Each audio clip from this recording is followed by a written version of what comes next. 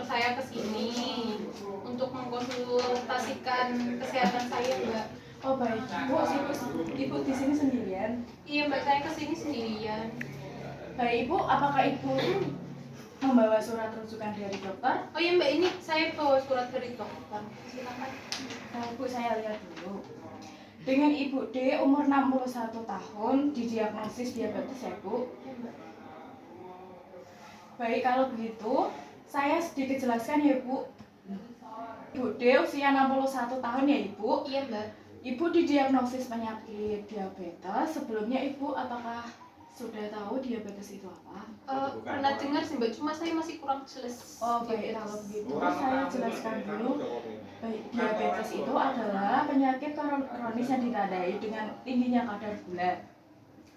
Dalam gula tujuan konseling pada hari ini yaitu mendiskusikan perubahan pola makan mengikuti anjuran makanan untuk mencegah atau mengobati diabetes bu.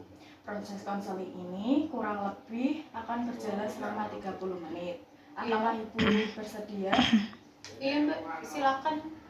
Baik ibu, proses konseling ini kurang lebih akan berjalan selama 30 menit yang meliputi pengkajian gizi yaitu antropometri, data laboratorium, data riwayat makan dan data personal, serta pengkajian. Dijelaskan ya ibu, jadi penyakit diabetes adalah penyakit kronis yang ditandai dengan tingginya kadar gula di dalam darah.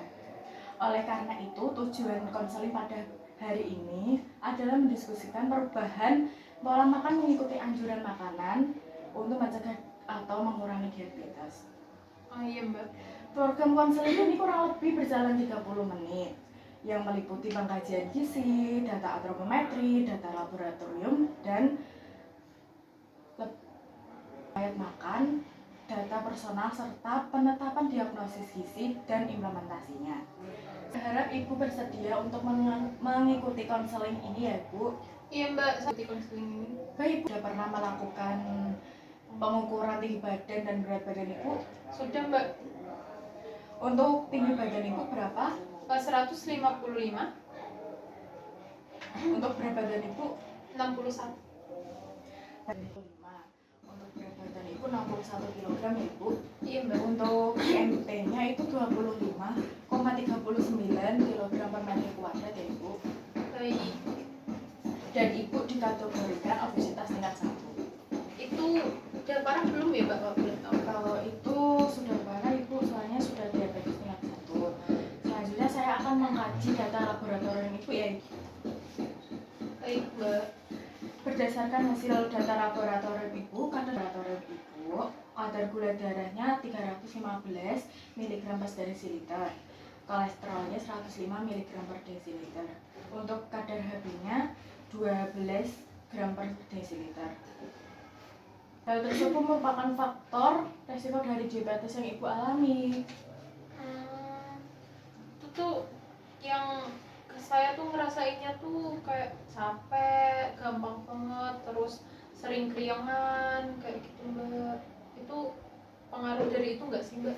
Oh iya, iya ibu, itu sebenarnya pengaruh dari diabetes ibu, soalnya kadar gula darah ibu semakin tinggi. Oh, gitu. Kalau boleh saya tahu, ibu sudah merasakan begitu sejak kapan ya? Mungkin dari 1 tahunan inilah, Mbak, sering kayak gitu. Lalu adakah pengaruh hal tersebut terhadap kebiasaan makan ibu? Enggak sih, Mbak, makannya sih saya dari dulu kayak gitu, makan 3 kali sehari, terus sama nyemil juga habis makan kayak gitu. Kapan ya ibu merasakan hal seperti itu? Kayaknya sejak dari sebulan lalu sih, Mbak. Lalu adakah pengaruh terhadap kebiasaan makan ibu?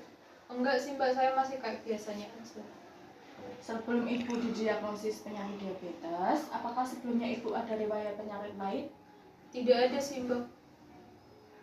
Baik ibu, kalau begitu biasanya ibu makan cemilannya kapan ya ibu?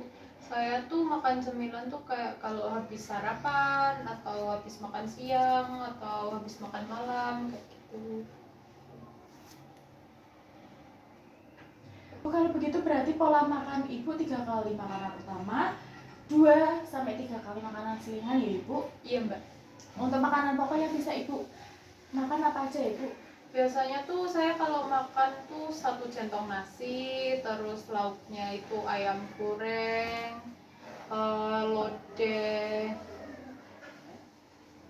Makanan pokok yang biasa Ibu makan apa ya Bu? Saya tuh biasanya makanan pokoknya ya nasi Mbak. Kalau lauknya saya ada waktu banyak untuk masak sendiri. Wah, sudah bagus itu Bu. Kalau masak sendiri karena belum tentu orang yang memiliki banyak waktu luang mau untuk masak sendiri. Kalau gitu Bu, untuk saya biasanya Ibu makan apa? Saya biasanya kalau sayur tuh lodeh, terong kayak gitu Mbak. Kalau enggak itu bayam dibikin sayur bening kayak gitu. Selebihnya saya kurang suka sih. Apakah setiap harinya Ibu pasti makan sayur? Enggak sih Mbak, kalau pas pengen aja. Kalau untuk lauknya Ibu biasanya mengonsumsi apa? Lauknya sih paling kayak tahu, tempe, ayam goreng, kayak gitu-gitu. Bu, untuk masakan yang biasanya Ibu makan, untuk pengolahannya bagaimana Bu?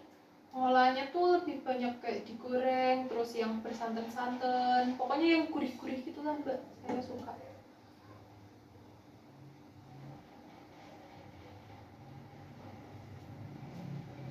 Kira untuk makanan selingan atau cemilan yang biasa Ibu makan apa?